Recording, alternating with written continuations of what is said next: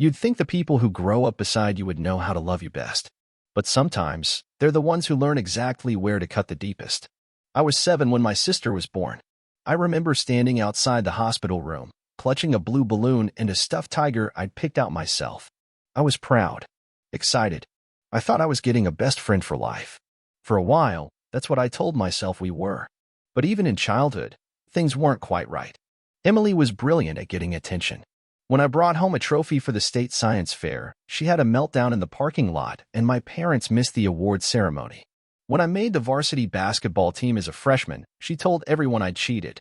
Somehow, my wins were always her crises. I didn't understand it then. I thought it was normal siblings competing, stepping on each other's shadows. But hers weren't just jealous tantrums. They were strategic, pointed. It was as if my success was her personal failure, something she had to correct in real time. In high school, it only got worse. She'd dig through my things, borrow my clothes and ruin them, spread rumors I was dating someone just to stir up drama. My parents always smoothed it over with tight-lipped smiles. She's just young, they said. She looks up to you. But it never felt like admiration. It felt like war. The more I pulled away, the harder she tried to insert herself back into my spotlight. When I got accepted into a competitive college program, she told our extended family it was thanks to special treatment, because of a teacher who liked me. I don't even know where she got that idea. Or maybe I do. Maybe she made it up because the truth that I'd worked day and night didn't serve her. I started keeping parts of my life secret, locking my door, being careful what I shared at the dinner table. That's a strange thing, to live with family and not feel safe being known. But the moment I knew it was more than childish rivalry came the night before my high school graduation. My acceptance letter, the original, with the handwritten note from the program director, went missing from my desk. I found it days later, torn into quarters, buried in the trash behind our garage. I never confronted her. I just looked at her differently from that moment on. Her envy was no longer just emotional. It was active, tactical, and somewhere deep down, I think I knew this was only the beginning. You expect betrayal to wear a villain's face. You never expect it to have the same eyes you once watched Saturday morning cartoons with. Landing my dream job felt like crossing a finish line I'd been sprinting toward for years. After graduating with honors, I beat out dozens of candidates to secure a position at a cutting-edge tech firm in Seattle. It was the kind of job people bragged about: competitive pay, forward-thinking projects, a future with momentum. I was proud. My parents were proud. Even Emily, to my surprise, sent me a text that read, "Congrats. I guess hard work does pay off sometimes." It was lukewarm, but I took it. I thought maybe things were changing. Maybe adulthood would reshape our bond. They did, just not in the way I hoped. 2 months into the role, I was called into a meeting with HR. I wasn't worried. I had glowing performance reviews. I was leading a project that was gaining traction with investors. But the moment I walked into that glass-walled conference room and saw the printed emails on the table, I felt something in my stomach turn to lead. The emails were addressed to the company's executive board. Anonymous, but detailed. Accusations that I had stolen intellectual property from a rival firm. Claims I'd manipulated colleagues into promoting my work. Even a doctored screenshot of a message that made it seem like I was trash-talking my team. I knew it wasn't true. But the emails were convincing enough to force a temporary suspension. I left the building that day in a haze, gut punched and spiraling. That night, I tore through everything: my files, my contacts, my accounts. Then I remembered something. Emily had visited me the weekend before it all happened. She'd stayed in my apartment, borrowed my laptop to check her email, made herself at home like nothing had ever happened between us. My mind didn't want to go there, but my gut already knew. It took me 2 hours to trace the IP address of the anonymous email, and less than 2 minutes to confirm it had come from my apartment, from my Wi-Fi. While I was at work, the blood drained from my face as I stared at the screen. The bitterness I'd tried to rationalize, the passive-aggressive comments, the years of rivalry. It had all grown into something sharp, calculated, and this time, undeniable. I didn't confront her. I didn't call or yell or even ask why. I simply sent a single message. "You didn't destroy me, but you don't exist to me anymore." I forwarded the findings to my company. They cleared my name 2 weeks later. But the job, the trust, was already fractured. I resigned quietly, packed up my apartment, and disappeared from every thread of family conversation. That was the day I decided that blood might be thicker than water, but sometimes it's toxic too. When you've been hurt by someone who shares your blood, you cling harder to the one person who chooses to love you, until they, too, forget where your scars came from. 2 years passed before I let someone in again. Her name was Meredith. We met at a volunteer event, the kind I'd started attending when I couldn't tell if I was rebuilding or just distracting myself. She had a quiet steadiness about her, the kind of presence that didn't try to fill silence with noise. She just let things be. She asked me questions. Real ones. Not the small talk you give people when you're bored or polite. She was curious. Thoughtful. I hadn't told anyone about Emily in over a year, but I told Meredith within a month. Not every detail, not the whole destruction, but enough. She listened, no interruptions. Then said something I never expected. It makes sense that you're protective of your space. You have a right to be. Those words landed somewhere deep. So many people before her had told me I was being stubborn, or dramatic, or unforgiving. She was the first to say I had a right. After a year, I proposed. I wasn't naive. I wasn't healed completely either. But I learned to recognize when someone genuinely saw me, and Meredith did. Or so I believed. As we planned the wedding, she took the reins with excitement. Guest lists, menus, venue tours, she loved all of it. I helped where I could, but I was clear about one thing. Emily is not to be invited. Ever. Meredith hesitated when I said it the first time. I remember the exact moment. We were in the car after tasting cakes, the sun low over the freeway. She said, not even just as a gesture of peace? No, I said firmly. That bridge burned. There's nothing to mend. She nodded, but her voice softened into a suggestion. I just think, maybe forgiveness is healing too. I didn't respond. I didn't want to argue. I chalked it up to her being someone who hadn't yet seen what betrayal does to the bones. The following weeks were mostly calm, but little signs crept in. I noticed Meredith scrolling through Emily's social media once. A conversation she mentioned offhandedly, your sister sent a gift registry. I thought that was sweet. I reminded her again, gently but clearly, Emily is not family. She's a stranger with shared history. Meredith smiled, that warm, loving smile of hers. I know. Don't worry. But something in her eyes said maybe. And I should have known then. When someone thinks they can fix what you've buried, they rarely dig up healing. They dig up ghosts. The worst betrayal isn't loud. It's the quiet rewriting of your boundaries by the person who promised to protect them. 3 weeks before the wedding, I found out. It was a message, buried in the middle of a thread Meredith had left open on her laptop. She never used passwords at home, never needed to. I wasn't snooping. I was trying to pull up the address for the florist. I wasn't looking for betrayal, but it found me anyway. A message from Emily. Casual. Too casual. So excited to finally see you. Thanks for the olive branch. I know how hard this must be for him. I won't make a scene, promise. I stared at it for a full minute before the meaning settled in. My hands felt numb. My chest, hollow. It wasn't just that Meredith had reached out behind my back. She had invited her. I waited until she got home. I didn't yell. I didn't accuse.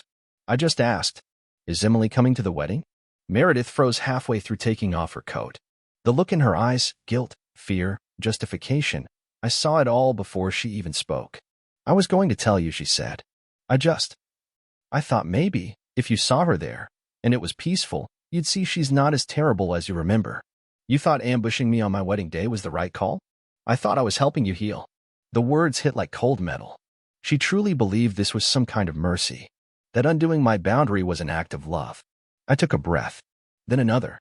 I told you, I said quietly, what she did to me. You don't get to rewrite that. Meredith stepped closer. She's your sister. No, I cut in. She was my sister. Now she's the person who tried to ruin my life.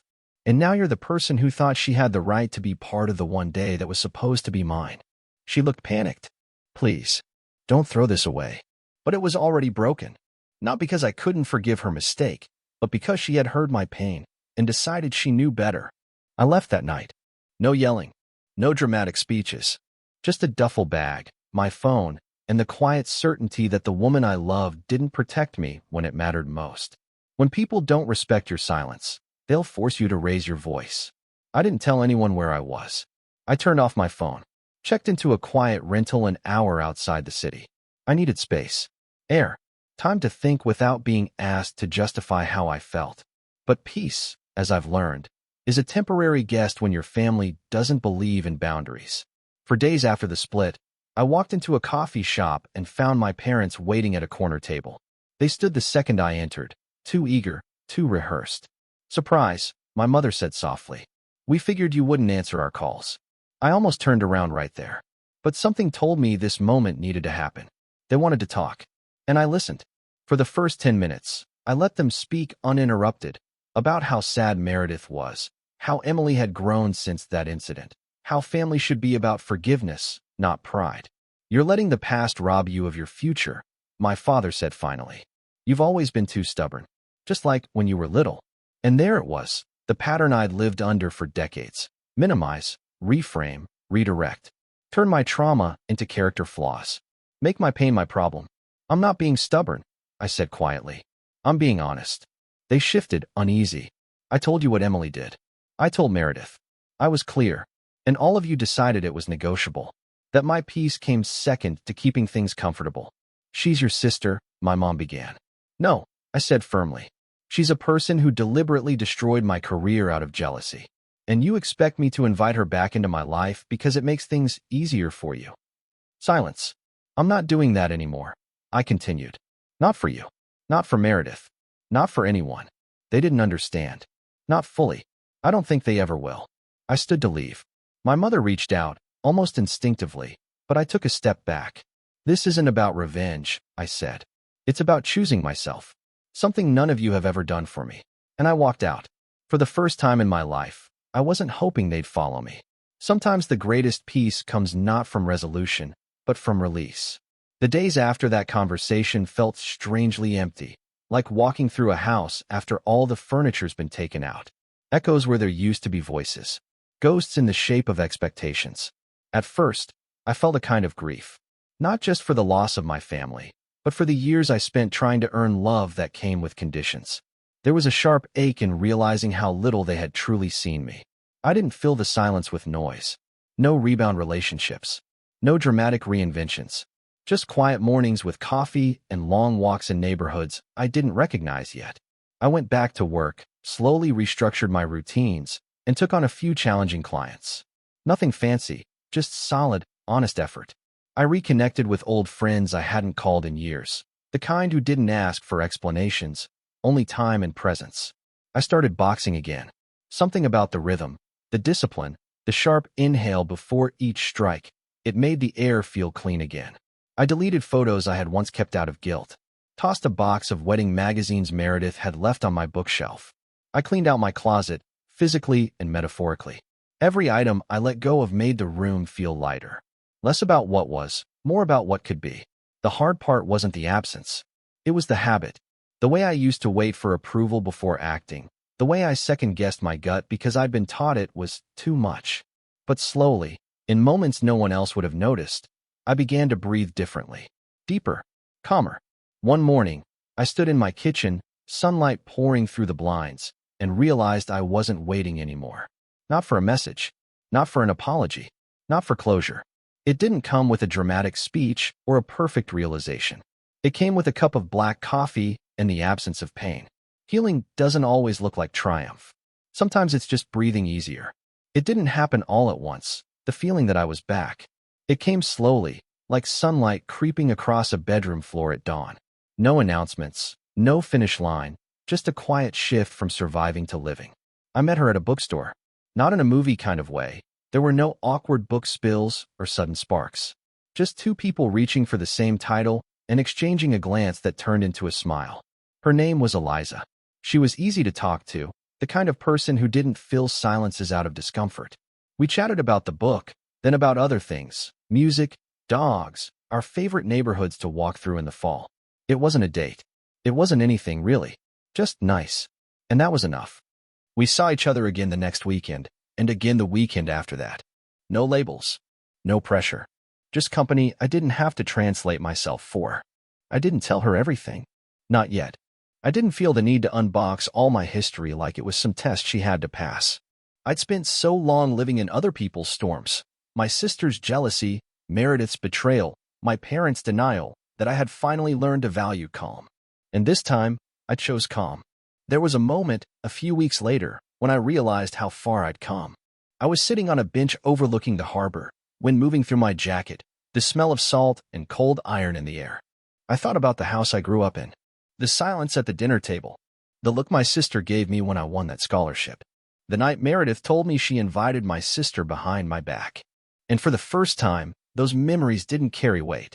They were just that, memories. No longer active wounds. Just scars with stories. I didn't feel triumph. I didn't feel anger. I felt still. At home, buried in the back of a drawer, is a small velvet box. The ring is still inside, untouched. I don't keep it out of sentiment. I keep it as a reminder that I once ignored my own boundaries, tried to fix people who never wanted to be fixed, gave my heart to those who only wanted control. But not anymore. Now, I live by one quiet truth. I am whole, free, and that is more than enough.